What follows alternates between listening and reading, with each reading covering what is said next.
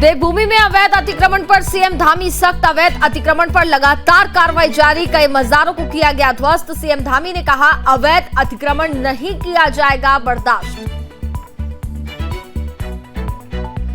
G20 की working group meeting का हुआ शुभारंभ। केंद्रीय राज्य मंत्री अजय भट्ट ने दी जानकारी। कई देशों के प्रतिनिधि कर रहे प्रतिभाग। अजय भट्ट ने कहा, देवभूमि में वर्किंग ग्रुप मीटिंग होना बड़ा सौभाग्य।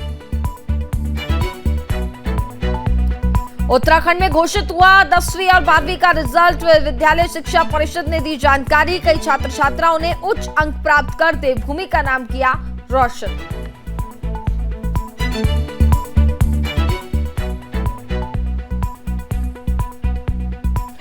बीजेपी की जिला कार्य समिति की हुई बैठक आयोजित। बतौर मुख्य अतिथि बीजेपी के प्रदेश अध्यक्ष महेंद्र भट्ट हुए शामिल। केंद्र की मोदी सरकार के 9 साल पूरे होने पर बीजेपी देश भर में कर रही विशेष जनसंपर्क अभियान। और देवभूमि को वंदे भारत एक्सप्रेस ट्रेन की मिली बड़ी सौगात। वंदे भारत ट्रेन का हुआ भव्य उद्घाटन। पीएम मोदी ने हरी झंडी दिखाकर किया रवाना। सीएम धामी समेत तमाम दिग्गज रहे मौजूद।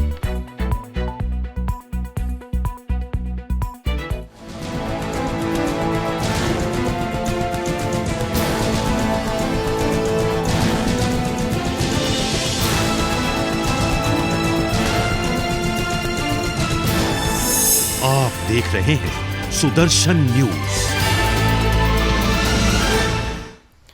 नमस्कार, मैं हूं आपके साथ कनिका अरोरा और आप देख रहे हैं सुदर्शन न्यूज। तो बुलेटिन की शुरुआत करेंगे उत्तराखंड की महत्वपूर्ण खबरों के साथ। विश्व हिंदू परिषद की केंद्रीय मार्गदर्शक मंडल की 2 दिवसीय बैठक हरिद्वार में शुरू हुई। आपको बता दें कि बैठक में देश भर से आए करीब 250 प्रमुख साधु संत और विश्व हिंदू परिषद पदाधिकारी भाग ले रहे हैं। हरिद्वार के कृष्णा आश्रम में शुरू हुए बैठक में 2 दिन तक लैंड जिहाद, धर्मांतरण, घर वापसी, लिव इन, समलैंगिक विवाह, हिंदू मंदिरों में अधिग्रहण और साथ ही वक्फ बोर्ड की असीमित अधिकारों पर चर्चा की जाए। बैठक के उद्घाटन सत्र में लिव इन और साथ ही समलैंगिक विवाह जैसी सामाजिक कुरीतियों के जरिए सनातन संस्कृति पर हो रहे कुठाघात पर गंभीर चिंता जताई है। इसके साथ ही बैठक में हिंदू समाज से जुड़े मुद्दों पर न्यायपालिका के अनावश्यक हस्तक्षेप पर भी चिंता जताते हुए कहा गया है कि न्यायपालिका भी विदेशियों के टूलकिट की तरह काम कर रही है। साथ ही सनातन संस्कृति को बढ़ावा देने पर मुख्य रूप से चर्चा भी की गई।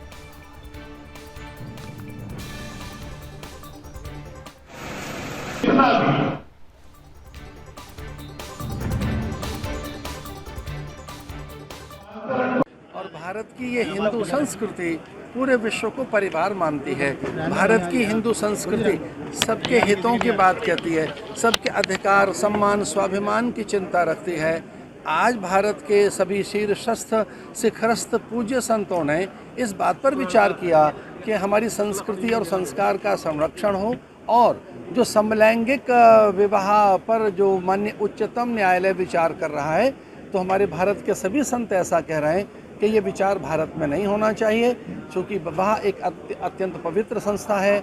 हमारे यहाँ 4 आश्रमों में गृहस्थ एक बड़ा दिव्य आश्रम है और उस विवाह जैसी पवित्र संस्था में इस प्रकार का विचार अशोभनीय है। हम ये कह रहे हैं कि कानून नहीं बनना चाहिए इस पर। माननीय केंद्र सरकार से हमारी ये प्रार्थना है कि इस पर विचार करें। इस प्रकार की वैवाहिक संस्था का वैधीकरण इस देश में संस्कृति का अपमान होगा। संस्कृति का देवभूमि उत्तराखंड में धामी सरकार अवैध अतिक्रमण पर सख्त नजर आ रहे हैं। आपको बता दें कि सरकारी जमीनों पर अतिक्रमण के खिलाफ सीएम धामी के दिशा निर्देश पर लगातार कार्रवाई की जा रही है। आपको बता दें कि धामी सरकार के निर्देश पर देवभूमि में कई अवैध मज़ारों को ध्वस्त किया गया। इसके साथ ही कितनी अवैध मज़ारें चिन्हित की गई हैं जिस पर कार्रवाई की जा रही है, क्योंकि सीएम धामी का साफ साफ ये कहना है कि देवभूमि में अवैध अतिक्रमण बर्दाश्त नहीं किया जाएगा।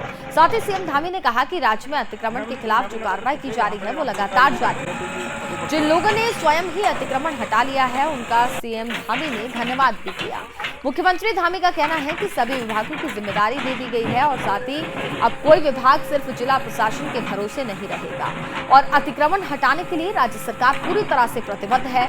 उत्तराखंड में सभी अवैध निर्माण हटाए जाने के निर्देश देते हुए मुख्यमंत्री पुष्कर सिंह धामी ने अधिकारियों से ये डेटा भी प्रस्तुत करने को कहा है कि सरकारी भूमि पर राज्य के बाहर कि कितने लोगों ने अतिक्रमण किया है और राज्य के कितने लोग इस पर काबिज हैं। उत्तराखंड में सरकारी भूमि से अतिक्रमण हटाने के संबंध में यहां आयोजित एक बैठक में मुख्यमंत्री ने कहा है कि सरकारी जमीन से अतिक्रमण हटाने का शासन आदेश जारी किया गया है और सीएम धामी ने इस संबंध में सख्त रुख अपनाते हुए कहा है कि सरकारी भूमि पर अतिक्रमण न रोकने वाले अधिकारियों की जिम्मेदारी तय की जाएगी और उनके खिलाफ कड़ी कार्रवाई होगी। उन्होंने ये भी कहा कि सरकारी भूमि से अतिक्रमण हटाना है और इसके लिए शासन से जो आदेश जारी होंगे उस पर सभी जनपदों को तेजी से कार्य करना है। उन्होंने इस सिलसिले में सभी विभागों से समन्वय से कार्य करने के निर्देश दिए हैं।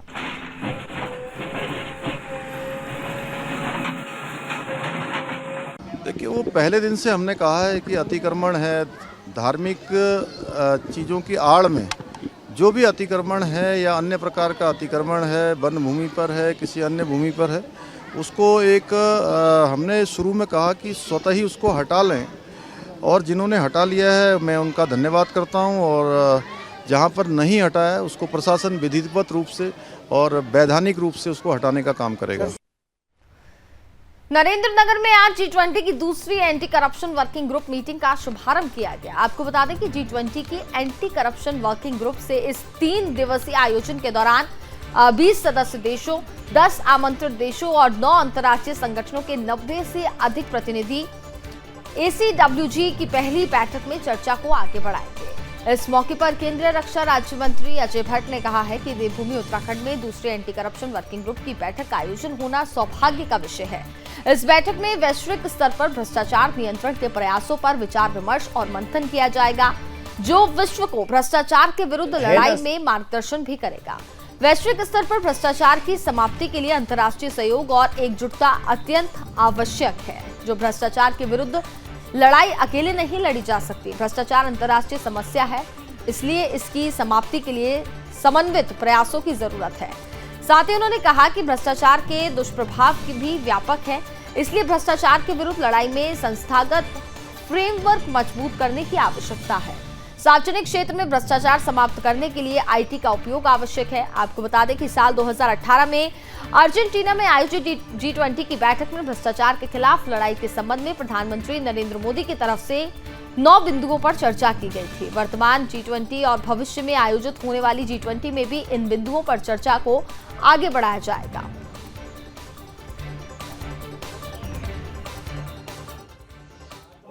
देखिए, आज विश्व लेवल की एंटी करप्शन मीटिंग पर हम लोग बोल रहे हैं और मैं समझता हूं कि कहीं भी हो, उसमें चाहे यहीं का हो, कहीं का हो, किसी प्रदेश का हो, किसी देश का हो, अगर if there any evidence then हम उसको बचा नहीं सकते हैं, वो बच नहीं सकता है। वही इस चीज़ का प्रमाण है कि आज हम लगातार एक किस्म से सर्च भी हो रहा है, सब जगह सर्च भी हो रहा है। जो हमारा एक्सट्रेडिशन होता है, अन्य हमारी संधियां होती हैं, उस पर दबाव बना है।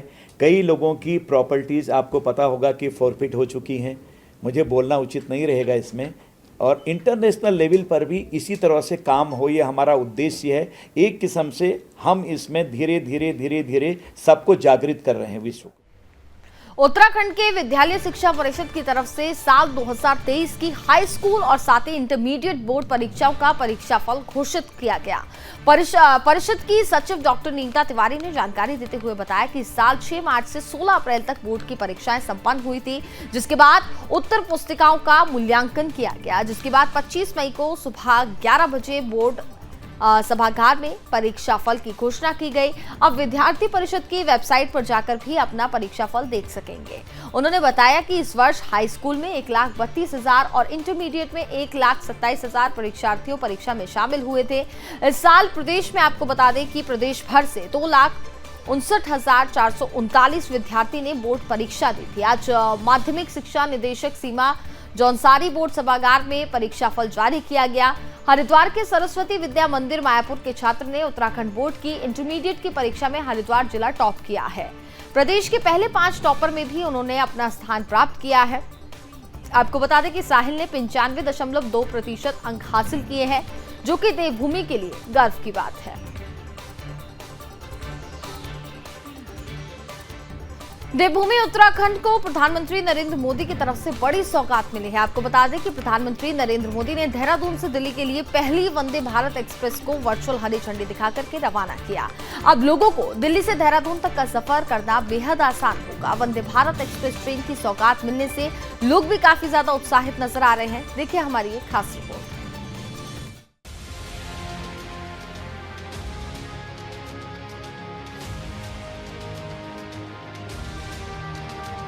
देश के प्रधानमंत्री नरेंद्र मोदी और राज्य के मुख्यमंत्री पुष्कर सिंह धामी के नेतृत्व में देवभूमि में विकास की नैया तेजी के साथ आगे बढ़ रही है।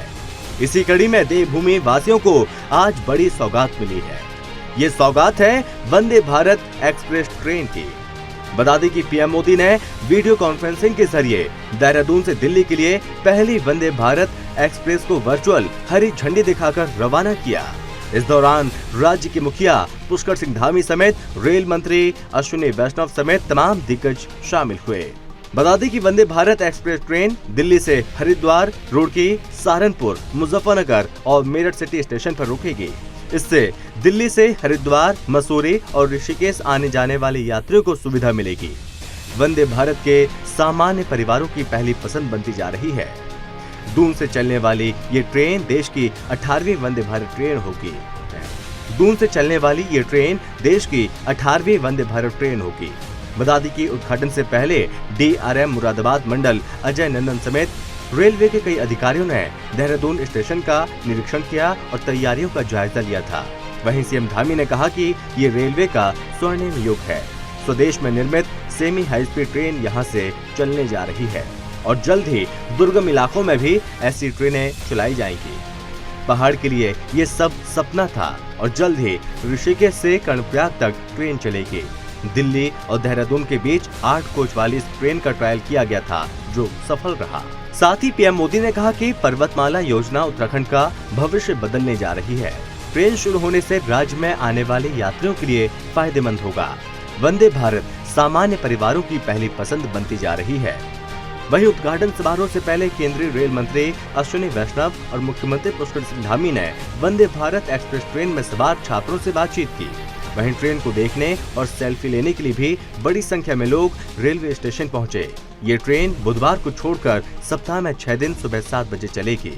देहरादून और दिल्ली के बीच ट्रेन के केवल 5 स्टॉपेज होंगे। इनमें हरिद्वार, रुड़की, सहारनपुर, मुजफ्फरनगर और मेरठ शामिल हैं। ट्रेन की अधिकतर रफ्तार 110 किलोमीटर प्रति घंटा होगी। वहीं औसत रफ्तार 63.41 तय की गई है। वंदे भारत देहरादून से चलने वाली सबसे तेज ट्रेन शताब्दी एक्सप्रेस से 1 घंटे कम समय में दिल्ली पहुंचाएगी। हालांकि शताब्दी एक्सप्रेस को नई दिल्ली रेलवे स्टेशन तक चलाया जाता है, जबकि ये ट्रेन आनंद विहार तक ही जाएगी, जो देवभूमि के लिए सबसे बड़ी सौगात सिद्ध होगी। और साथ ही इससे देवभूमि में रोजगार के साधन भी मिल पाएंगे। इतना ही नहीं, वंदे भारत एक्सप्रेस ट्रेन से पर्यटन को बढ़ावा मिलेगा और जिससे राजस्व में वृद्धि होगी। उत्तराखंड के सभी लोगों को वंदे भारत एक्सप्रेस ट्रेन की बहुत बहुत बधाई। दिल्ली और देहरादून के बीच चलने वाली ये ट्रेन देश की राजधानी को देवभूमि से और तेज गति से जोड़ेगी। वंदे भारत से दिल्ली देहरादून के बीच रेल सफर में अब समय भी काफी कम हो जाएगा। साथ ही देवभूमि के लिए बड़ा वरदान साबित होगा, जो कि सोने पर सुहागे से कम नहीं होगा। सुदर्शन न्यूज से प्रीति झा की रिपोर्ट। देवभूमि उत्तराखंड को आज वंदे भारत एक्सप्रेस ट्रेन की सौगात मिल रही है। आपको बता दूं, देहरादून से आनंद विहार टर्मिनल और आनंद विहार दिल्ली से देहरादून के बीच वंदे भारत एक्सप्रेस ट्रेन की शुरुआत हो रही है। इस ट्रेन के कुल 5 स्टॉपेज जो हैं वो देहरादून से आनंद विहार के लिए रखे गए हैं। देहरादून से ये ट्रेन लगभग सुबह 7 बजे चलेगी, जिसके बाद हरिद्वार, सहारनपुर, मुजफ्फरनगर, मेरठ सिटी होते हुए ये ट्रेन दिल्ली के आनंद विहार टर्मिनल स्टेशन पर पहुंचेगी। इस ट्रेन का में किराया जो है वो एसी क्लास का 910 रुपये रखा गया है, जबकि एग्जीक्यूटिव क्लास का 950 रुपये किराया देहरादून से दिल्ली का रखा गया है। आपको बता दें ये देहरादून से दिल्ली के लिए छठी ट्रेन होगी। इससे पहले नंदा देवी एक्सप्रेस, जनशताब्दी, शताब्दी, मसूरी एक्सप्रेस और एसी कोटा एक्सप्रेस या आदि ट्रेनें जो हैं ये रोज़ाना सफ़र करती थी। वंदे भारत एक्सप्रेस ट्रेन जो है हफ्ते में 6 दिन रोज़ाना चलेगी। आपको बताऊं सुबह 7 बजे ये ट्रेन देहरादून से निकलेगी और लगभग 11:30 बजे ये दिल्ली पहुंचेगी। तो दिल्ली से शाम 6 बजे रवाना होगी और 10:30 बजे रात्रि देहरादून स्टेशन पे पहुंचेगी। इस ट्रेन में एक बार में 700 से अधिक यात्री जो हैं वो सफ़र कर सकते हैं। आज से इस ट्रेन की शुरुआत हो रही है और विधिवत रूप से 29 मई से इसका संचालन जो है वो हफ्ते में 6 दिन किया जाएगा। इस ट्रेन के चलने के बाद से तमाम यात्रियों की और पर्यटकों की जो अभी लंबा सफ़र करना पड़ता है उसमें 1 घंटा 45 मिनट की बचत भी सभी यात्रियों को देखने को मिलेगी, जिसके बाद से यात्रियों में और श्रद्धालुओं में उत्तराखंड के पर्यटन में एक अधिक बढ़ावा देखने को मिल सकता है। तो सभी यात्री एक तरीके से उत्साहित है आज इस ट्रेन में देहरादून से दिल्ली जाने के लिए, क्योंकि सफ़र अब देहरादून से दिल्ली आरामदायक हो चुका है। कैमरा पर्सन इकराम के साथ मैं कृष्णा कुमार, सुदर्शन न्यूज़, देहरादून। खबरों में आगे बढ़ेंगे। थराली देवाल को जोड़ने वाले पिंडर नदी पर बने मोटर पुल का मध्य भाग धंसने लगा है और मोटर पुल की स्थिति बद से बदतर होती जा रही है। खनन से भरे ओवरलोड वाहनों के चलते पुल का मध्य भाग धंसा।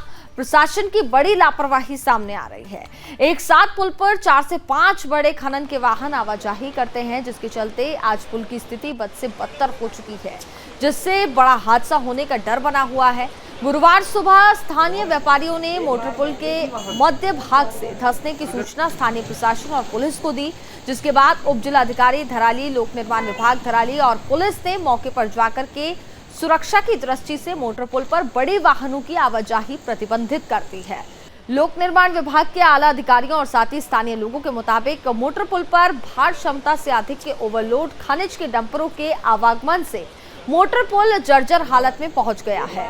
लोक निर्माण विभाग के अधिकारियों के मुताबिक पूर्व में भी कई बार मोटर पुल पर अनियंत्रित ओवरलोड डंपरों के आवागमन की शिकायत कर चुके हैं। बावजूद इसके ओवरलोड वाहनों को नहीं रोका गया, जिसके चलते मोटर पुल का मध्य भाग धंस गया, जो किसी बड़े हादसे को दावत दे रहा है। वहीं उप जिलाधिकारी थराली में मोटर पुल के धंसने के पीछे क्या वजह रही, इसके लिए लोक निर्माण विभाग को रिपोर्ट तैयार करने के निर्देश दिए हैं।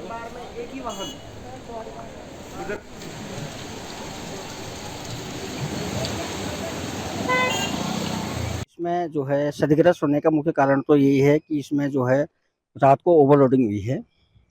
जो शायद जो डंपर चल रहे हैं आजकल, ओवरलोडिंग की वजह से जो है ये जो बीच वाला हम लोगों का जो बीच वाला पार्ट है, मतलब एकदम मध्य भाग में हम नीचे देख के आए तो 8वां पैनल है, उसका एक पैनल जो है उसका जो है स्लैब हो रखा है, उसका डैमेज। बाकी गटर में कोई ऐसी कोई परेशानी नहीं है। तो हम देख के आगे हैं, इसका निरीक्षण करके आगे हैं, तो हम इसमें डिसाइड कर रहे हैं कि फिलहाल के लिए टेम्परेरी व्यवस्था क्या की जाए। अभी अधिशासी मिंदा महोदय से भी वार्ता हुई है कि हमने कहा कि इसमें कोई गसेट चक्कर प्लेट या कोई इस टाइप से कोई उस पार्ट में अगर लग जाए तो जो छोटी गाड़ियां हैं तो उनके लिए मैंने बोला कि पुलिस वालों को भी निर्देशित कर दिया गया है, एसडीएम साहब से भी अनुरोध किया गया है।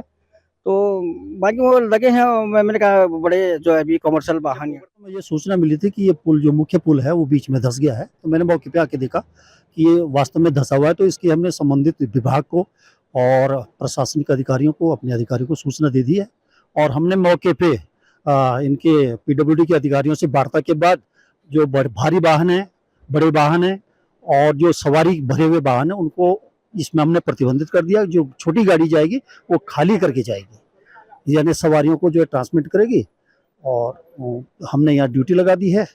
बड़े वाहन बिल्कुल प्रतिबंधित कर दिए गए हैं। स्थानीय लोगों के मुताबिक तो कोई गुंजाइश ही नहीं, लेकिन हो सकता है कि रात को किस समय गए टाइम पे निकल रहे हो, जिस समय हमारी ड्यूटी न हो और नहीं रहती हो यहाँ पे, ऐसा भी हो सकता है।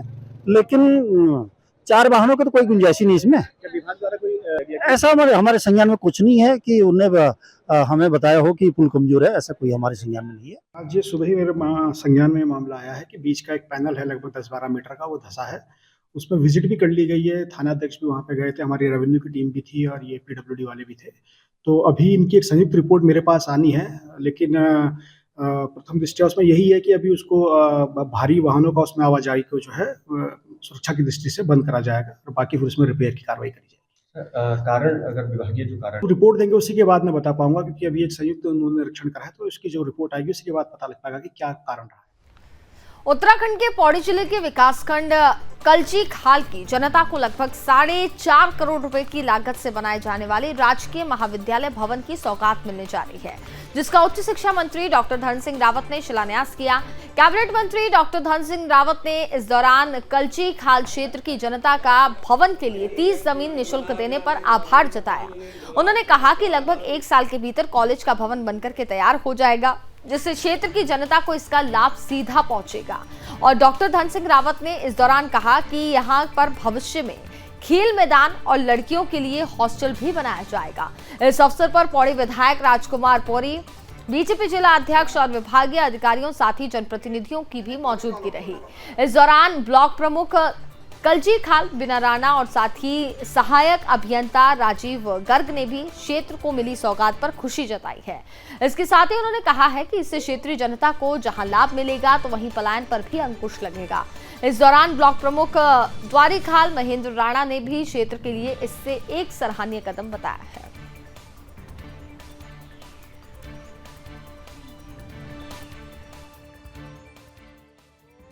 मैं सर्वप्रथम तो माननीय मंत्री जी का बहुत बहुत आभार और धन्यवाद ज्ञापित करता हूं कि उन्होंने जो अपना यहाँ पर बच्चों के हित के लिए जो पिछले कार्यकाल में घोषणा की थी, आज उसका शिलान्यास करने के लिए उन्होंने समय दिया है।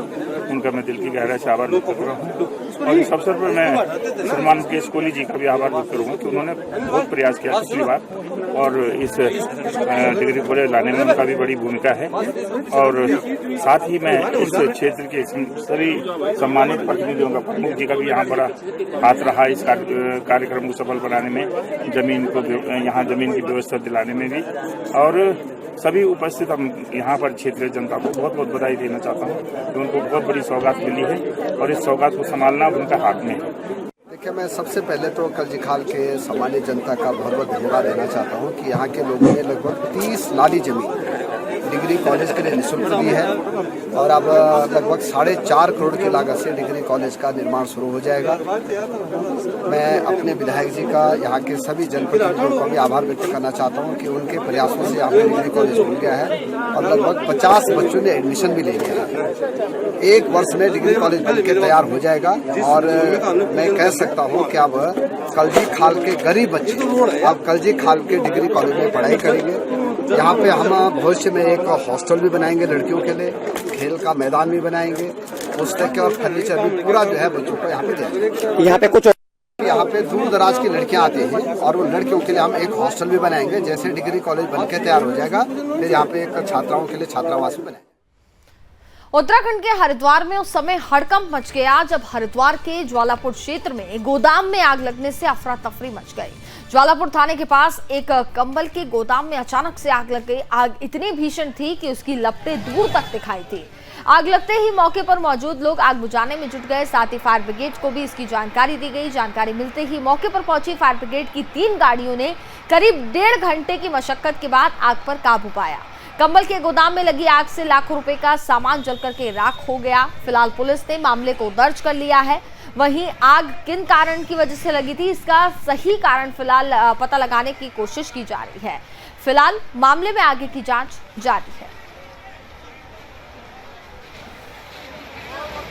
थी कि इस मोहल्ले में 2 दुकानों के अंदर फायर हुई है, तो हमने अपने स्टेशन से पहले एक गाड़ी का टर्न आउट किया। फिर हम रास्ते में थे तो मैंने देखा कि धुआं बहुत ज़्यादा है और धुआं काले रंग का था, तो इसमें प्रतीत हुआ कि ये सॉलिड की फायर है। तो गाड़ी में बैठे बैठे ही हमने 3 गाड़ियाँ यहाँ पे मंगाई। हमारी टीम बहुत जल्दी तुरंत मौके पे पहुंच गई थी। सिलेंडर था, सिलेंडर हमारे जवानों ने जाके ऊपर छत से निकाल के साइड में शिफ्ट किए और उसके बाद जो अंदर सामान था, फ्रिज वगैरह, इलेक्ट्रिकल सामान, एक बैटरी थी, एक इन्वर्टर था, तो वो मैंने खुद स्वयं मौके पे जाके उसको सबसे पहले बाहर निकलवाया, क्योंकि ऐसी आग की घटनाओं में सबसे ज़्यादा चांस रहता है कि जो बिजली के सामान है वो जले और घटना बड़ी हो जाए। लगने का कारण वो जाँच का विषय है, उस पर भी कुछ कह पाना संभव नहीं है। खबरों में आगे बढ़ेंगे। उत्तराखंड राज्य में जिला उधम सिंह नगर की तहसील खटीमा क्षेत्र का एक जमीन कब्जा करने का मामला सामने आया, जहां पर एक व्यक्ति के जमीन पर दूसरे व्यक्ति ने कब्जा कर लिया है, जिसको लेकर के पीड़ित व्यक्ति ने ग्रामीणों के साथ मिलकर के क्षेत्राधिकारी पुलिस खटीमा श्री वीर सिंह को एक ज्ञापन सौंपा है। साथ ही पीड़ित परिवार ने दूसरे व्यक्ति पर जमीन कब्जा करने का आरोप भी लगाया। फिलहाल पुलिस ने मामले को दर्ज कर लिया है और वहीं मामले में आगे की जांच पड़ताल जारी है।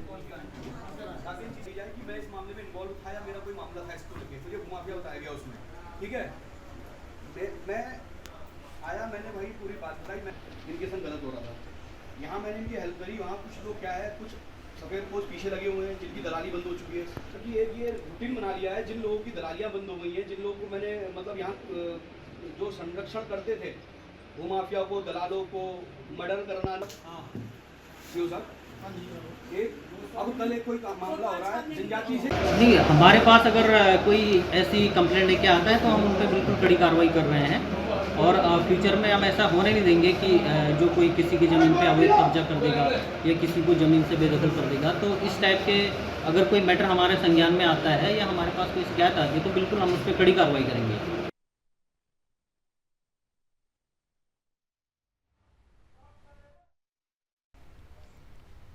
देवभूमि उत्तराखंड में अवैध खनन का खेल जारी है। आपको बता दें कि भूमाफियाओं के हौसले इतने बुलंद हो गए हैं कि हर दिन आपको बता दें अवैध खनन करते रहते हैं। आपको ये भी जानकारी दे दें कि खटीमा में 10 दिन से लगातार अवैध मिट्टी का खनन किया जा रहा है और इसी कड़ी में पुलिस क्षेत्राधिकारी वीर सिंह ने अवैध रूप से मिट्टी खनन करने वाले खनन माफियाओं के विरुद्ध ताबड़तोड़ कार्रवाई करते हुए अवैध मिट्टी भरी हुई 6 ट्रैक्टर ट्रॉलियों को सीज कर दिया है। और आपको ये भी जानकारी दे दें कि उप जिलाधिकारी खटीमा रविंद्र सिंह बिष्ट पहले ही कह चुके हैं कि उनके स्तर पे और जिले के खनन की किसी को भी परमिशन दी नहीं गई है, लेकिन इसके बावजूद भी खटीमा क्षेत्र में खनन का काम बहुत जोर शोर पर चल रहा है, जो कि आज खटीमा क्षेत्र के पुलिस क्षेत्राधिकारी श्री वीर सिंह ने खनन के विरुद्ध कड़ा एक्शन लेते हुए 6 ट्रैक्टर ट्रॉलियों को बिना परमिशन खनन करते हुए पकड़ा है।